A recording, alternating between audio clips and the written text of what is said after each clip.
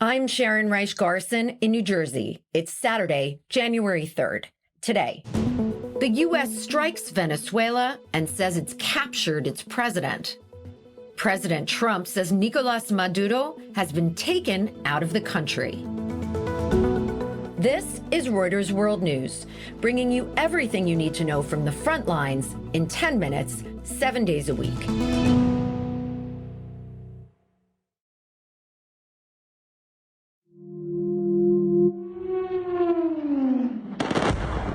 Explosions rock the Venezuelan capital, Caracas. According to Reuters witnesses, the blasts went on for roughly 90 minutes, starting around 2 a.m. Black smoke, bright orange flashes lighting up the sky. Across Caracas, Venezuelans captured the extraordinary scenes on their cell phones, gathering outside their homes in shock.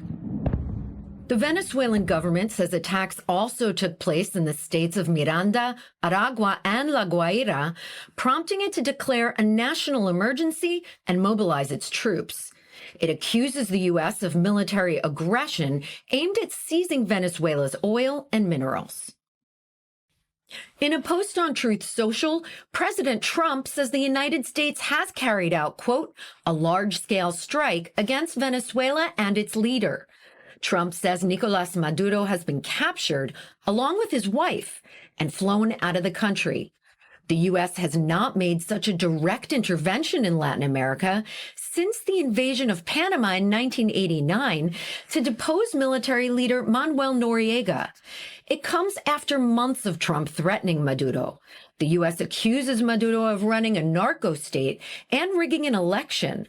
I spoke to Idris Ali, our national security correspondent, about what we know so far. It's a major escalation because until now, the United States had basically carried out strikes against suspected drug vessels, a purported CIA strike inside Venezuela, but seemed to be on the periphery. This appears to be inside the capital city of Caracas against multiple sites. So it appears to be a major escalation, and we are working to find out as much as we can about what the targets were, how many casualties there may or may not have been, and what really the goal of this actually was. Are we seeing troop movements or any other sort of defensive measures? So it is early. We don't know a lot in terms of how the Venezuelans are responding, but I think it's important to point out that the U.S. has built up a huge military might in the region, in the Caribbean, and that includes aircraft that can jam air defense systems. So, even if the Venezuelans had air defense systems and the U.S. decided to sort of go close and carry out the strikes, they could disable those, they could carry out strikes against those. They could also simply carry out strikes from outside Venezuelan airspace because they do have that type of range. And so it's unclear what type of defense the Venezuelans try to put up, whether they tried and failed or whether they just were totally caught off guard.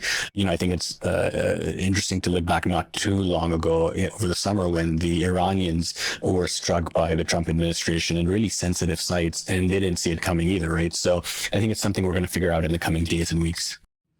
As news started to break on what was happening in Caracas, Venezuelans living in Madrid told Reuters they were nervous but happy about what's happening. Seeing the U.S. intervention as a move towards freedom for the country.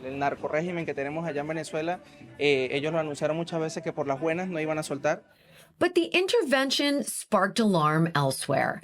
In Cuba, President Miguel Díaz-Canel posted to social media calling for international reaction to a, quote, criminal attack by the U.S. on Venezuela. And Colombia's President Gustavo Petro called for an emergency meeting at the UN. For more on this breaking story, stay tuned to the Reuters app and Reuters.com. We'll have all the news unfolding there. Now for the rest of today's news. Flames crackle and crowds chant anti-government slogans outside a police station in Iran. The sound of the country's biggest protests in 3 years. President Trump's post on social media this week that the U.S. will come to the aid of protesters if Iran cracks down on unrest were vague but also forceful. The president said the U.S. is locked and loaded and ready to go. And as our U.S. foreign policy editor Don Durfee explains, the comments come at a particularly challenging time for Tehran. I think it's important to note, first of all, it's just not clear how serious this threat is that he's made. And Trump did not specify what he meant by getting involved. The U.S. did, for the first time, launch a military strike against Iran last summer. This is against its nuclear facilities in conjunction with Israel. Previously, the U.S. has levied all sorts of sanctions against Iran. Trump did warn when Netanyahu was visiting recently that if Iran were to restart its nuclear program or its ballistic missile program, that Trump would be willing to get involved again on military strikes to prevent that from happening. One of the bigger picture things here is that Iran is severely weakened after the past year. Many of its closest allies and proxies have been either defeated or severely weakened. You think of Hamas, Hezbollah, Assad has gone from Syria. And it is now in a position where it can't really retaliate in a significant way. So when Trump makes a threat against Iran over protests, I think it's the kind of thing that needs to be taken a lot more seriously than if that threat were made just a year ago. A major shift in California gun laws. As a federal appeals court rules, the state's ban on openly carrying firearms in most counties is unconstitutional. The decision affects about 95% of Californians and leans on a Supreme Court ruling that's reshaping gun rights nationwide. California's Attorney General says the state is weighing its options and remains committed to defending what it calls common sense gun laws. Swiss investigators say sparkler candles likely sparked the inferno that tore through a packed bar in Switzerland's Crans Montana ski resort on New Year's Eve. At least 40 are dead, more than 100 injured, many critically, and dozens have been flown to burn units across Europe. The first victim named is 16-year-old Italian golfer Emanuele Gallipini. Families are still searching for loved ones, and officials warn identifying the dead will take time.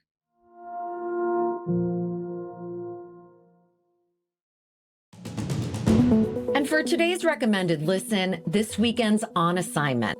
Our colleague Timur Azhari takes us to the coastal provinces of Syria, where the country's new rulers are trying to win over the Alawites, the religious and ethnic minority that once held significant influence in Syria under former President Bashar al-Assad.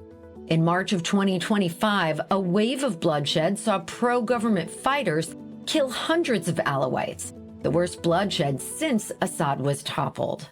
What's remarkable is that I was in this region about 6 months after the events took place, after these atrocities and these killings, and it was almost as if it was yesterday. I saw several homes that were just completely charred, burnt to a shell. People 6 months later had nothing. They were living with neighbors, they were living with family in other areas, and they were still waiting to get sort of basics replaced.